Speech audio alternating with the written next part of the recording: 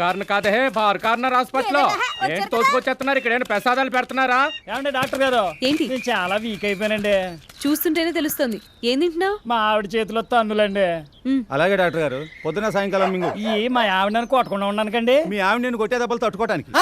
ఎర్ర సోమరాజు మందేయటం మానేసావా? మానేసానన్నయ్య. అయితే మన చిట్కా బ్రహ్మాండంగా పనిచేస్తుంది అన్నమాట. ఏం చిట్కారా అది?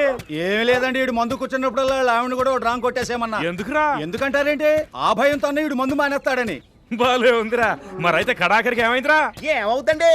ఇప్పుడు రోజు పుల్లు కొట్టండి మా ఆవిడ నిద్ర అవుతలేదండి. మా సుందరలాగా అన్నమాట.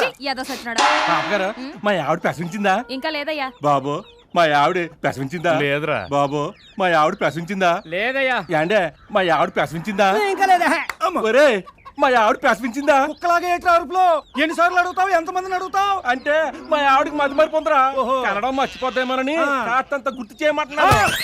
సత్యరాజు గారు, ఏట్రా? కడుపు తెగ నొప్పి వచ్చేస్తుందండి. ఎప్పటి నుంచో? నిన్న రాత్రి మీరు ఇచ్చిన బిళ్ళలు వేసుకున్నప్పటి నుంచినండి. అయ్యో బాబోయ్, ఏంటండి? కడుపు వచ్చిన వాళ్ళకి ఇచ్చే బిళ్ళలు నీకు ఇచ్చేసాను రా. బాబు క్యాన్సర్ లో తినేస్తుంది. హలో, నేను స్వయం ప్రభని. ఫ్రీయేనా? ఇన్కమింగ్ కదా, ఫ్రీయే, మాట్లాడు. బావున్నారా? నాకు అక్కేలేదు, బావ ఎక్కడి నుంచి వస్తాడు? అయ్యో, నేను అడుగుతుంది మీరెలా ఉన్నారు అని. నీ ఫోన్ కట్ చేయడానికి రెడీగా ఉన్నాను. చిచి, ఎవరితో నీ గొడవ? ఎవరన్నయ్యా? ఆ మధ్య కర్నూలు ప్రోగ్రామ్కి వెళ్ళని చూడు, అప్పటి నుంచి అదేవతో అభిమానం అంటూ ఫోన్ చేసి ప్రాణాలు తీసేస్తుంది. అవును గాయత్రి, మొన్న ఊరేలేమంట కదా? అవునన్నయ్యా. అమ్మాయి ఏదో డబ్బా ఇచ్చిందంట కదా నీకు? ఫోన్లో చెప్పిందిలే. ఓ ఐఎమ్ సారీ. థ్యాంక్స్ అమ్మా.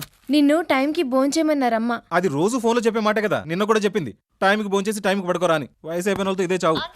అంతేనమ్మా, ఇంకేమీ చెప్పలేదు. అంతే, అంతకంటే చెప్పడానికే ఉంది. నేనేం అనలేదన్నయ్యా. మరి ఈ వాయిస్ ఎక్కడి నుంచి వస్తుంది? నాకు అది అర్థం కావట్లేదు. ఎక్కడా? ఎక్కడి నుంచి వస్తుంది? ఆ?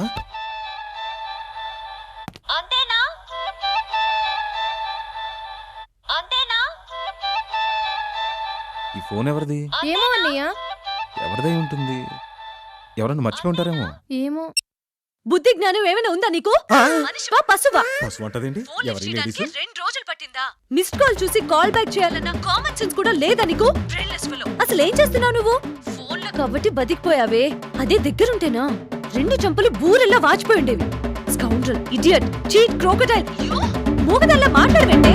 మీ తిట్లకి గొంతు మూగపోయింది. ఇదేంటి మేల్ వాయిస్ వినిపిస్తోంది? ఎవరు మీరు? ఏ చెప్తే పేరు పెట్టి తిడదామనా? తిడతానో కొడతానో తర్వాత, ముందు ఫోన్ దానికి ఇవ్వండి. ఎవరికి? గాయత్రికా? కాదు, మా ఉమ్మకి. ఇక్కడ ఉమా అని ఎవరు లేరండి. ఇంతకీ మీరెవరు? నా పేరు గోపి. ఈ సెల్ ఇప్పుడు ఈ ఎస్టీడీ బూత్ లో దొరికింది. అలాగా, సారీ. యాక్చువల్లీ ఫోన్ లిఫ్ట్ చేసింది నా ఫ్రెండ్ ఉమా అనుకున్నాను.